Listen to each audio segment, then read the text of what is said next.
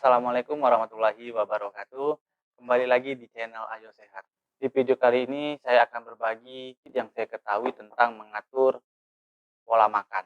Buat teman-teman yang saat ini mulai menerapkan hidup sehat atau mungkin ada yang mau diet juga, nah ini nanti bisa teman-teman terapkan atau menjadi dasar teman-teman mengatur dan memilih makanan. Ini berdasarkan pengalaman saya sendiri dan yang saya pelajari dan saya ketahui.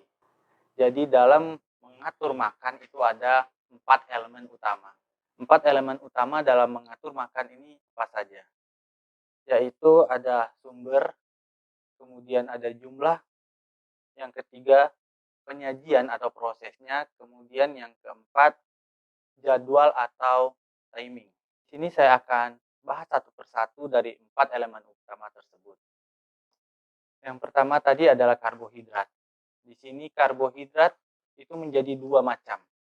Ada yang namanya karbohidrat sederhana dan karbohidrat kompleks.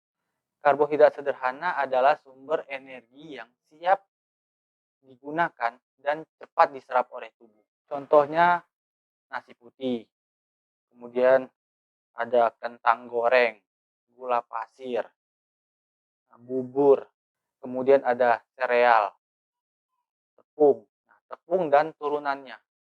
Contohnya ada mie, selanjutnya ada kue. Nah, seperti itu. Itu adalah contoh dari karbohidrat sederhana. Kemudian ada karbohidrat kompleks. Karbohidrat kompleks ini adalah sumber energi yang lambat diserap oleh tubuh karena mengandung serat yang banyak. Contohnya apa saja? Nasi merah. Kemudian ada sayur-sayuran, ada roti gandum, oatmeal, pasta, sama juga ada musli. Nah, ini contoh karbohidrat kompleks.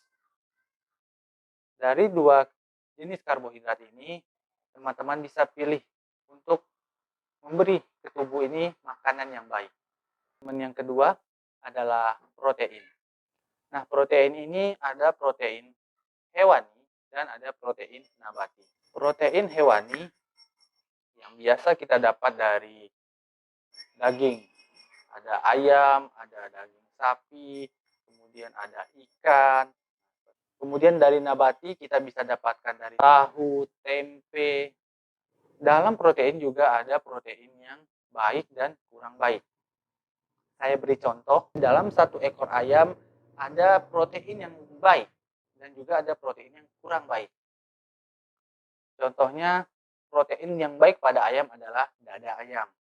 Yang kurang baik ada di sayapnya. Apakah boleh dimakan? Boleh.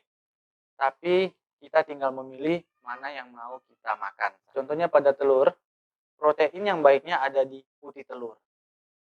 Yang kurang baik di kuning telur. Karena pada kuning telur juga mengandung yang lainnya seperti kolesterol.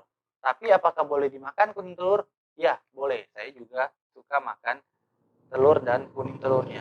Kemudian sumber yang ketiga adalah sumber lemak. Kalau saya pribadi tidak mengatakan no lemak, karena tubuh kita sendiri itu membutuhkan lemak.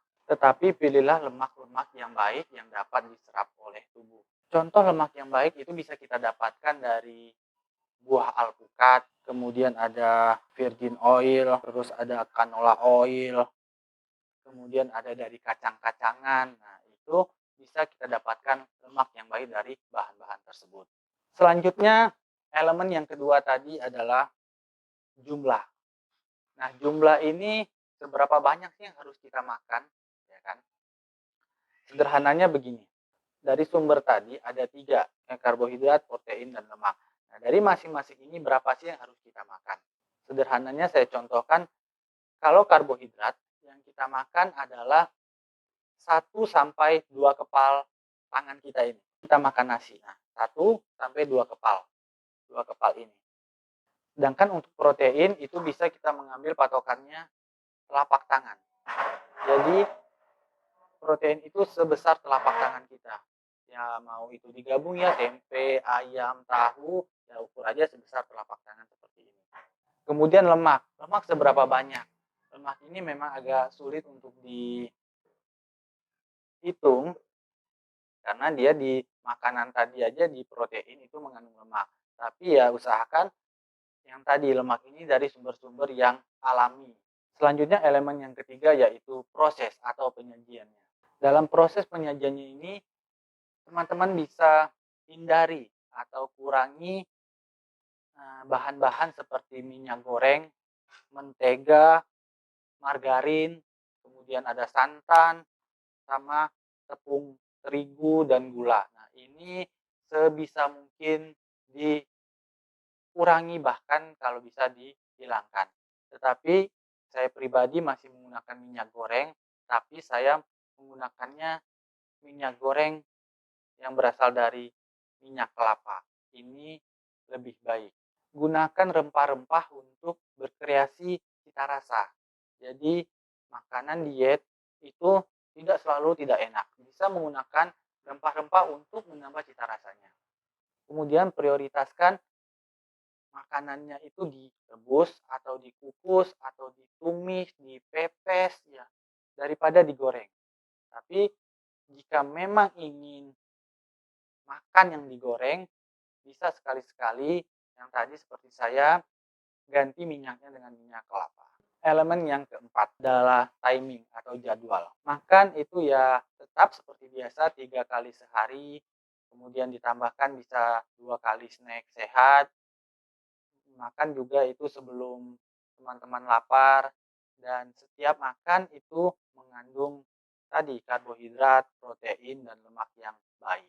Yang suka olahraga juga setelah olahraga itu mengkonsumsi makanan agar energi yang tadi dikeluarkan itu bisa di recovery lagi dengan makanan yang kita makan.